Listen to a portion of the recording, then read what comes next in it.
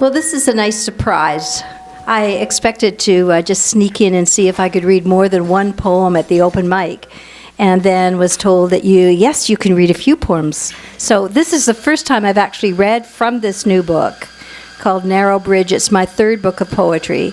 And the title comes actually from, I'll tell you a little bit about this. The title comes from a saying from a 19th century East European rabbi. And the saying goes, "All the world is a narrow bridge. The important thing is not to be afraid at all."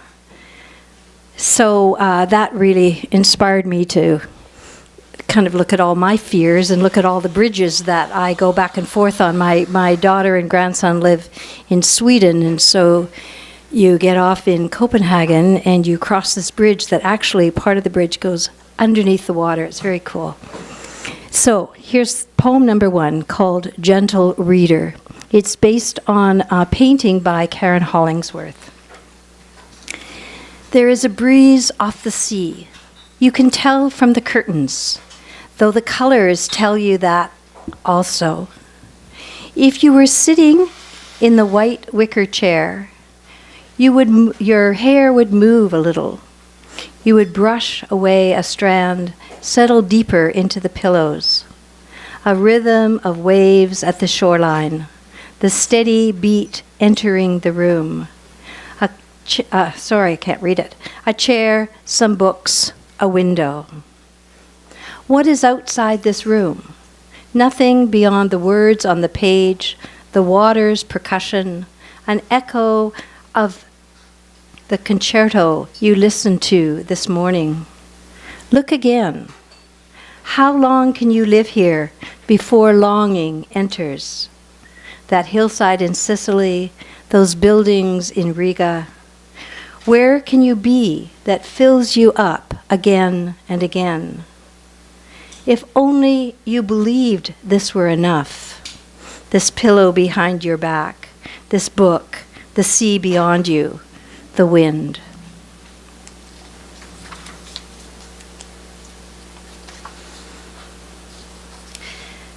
This next poem, I can find it, is called The Basket.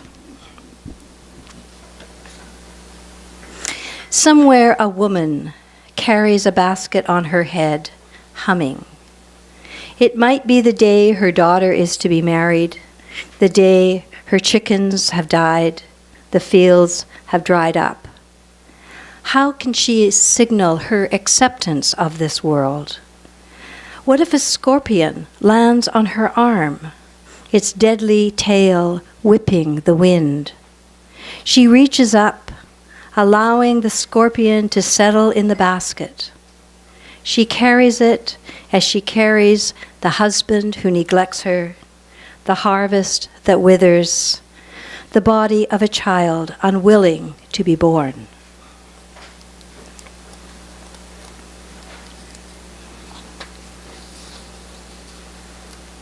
This next one is called Obad at Amalfi. So an Obad is a poem, it's a love poem and a farewell poem written to be kind of read at dawn. So if you think about Romeo and Juliet arguing about the lark and the nightingale, that's an Obad. So this is called Obad at Amalfi. The boat has long gone, my friends wondering where I am, making up stories I am not in. I am here with the jasmine and lemon. You serve me rigatoni with clams and artichokes. Your feet against mine, the intimacy of toes. Your shirt hangs on the back of my chair. We drink moments, we stretch time, as if we could unfold its curves and shallows, its bells and buzzers. You play some Elgar, the slow Nimrod, and then a tarantella. And I dance for you. How you made me do it, I don't know. A red shawl around my hips, and the hauberk, the gauntlets, the weight of the armor I carry every day, now somewhere behind me, heavy on the tiled floor of the patio. When the sun rises, we will take the stairs slowly through the tunnels of the city, the blue doors still asleep, and I will ride the dawn to Naples. You will return to your cello, strum each note I dance to, the red shawl against your shoulders.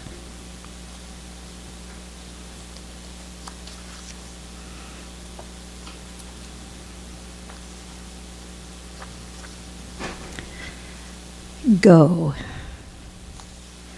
A woman over 70 should open her travel account, run her fingers over the globe, and choose.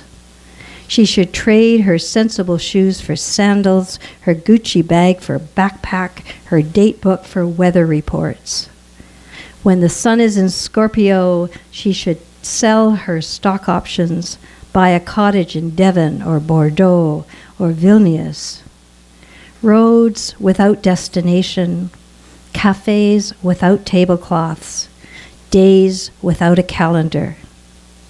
By the river, by the sea cliff, at the edge of the canal, over the bridge, and through the long tunnels, her tongue tangling across new syllables.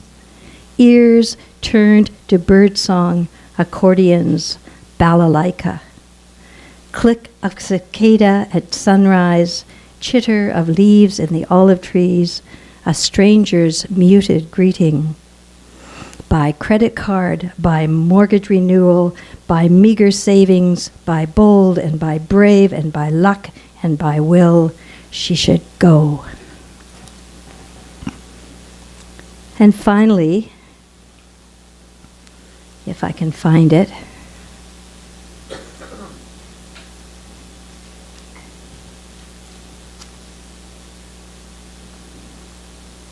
it's a poem called Psalm, if I can get this thing.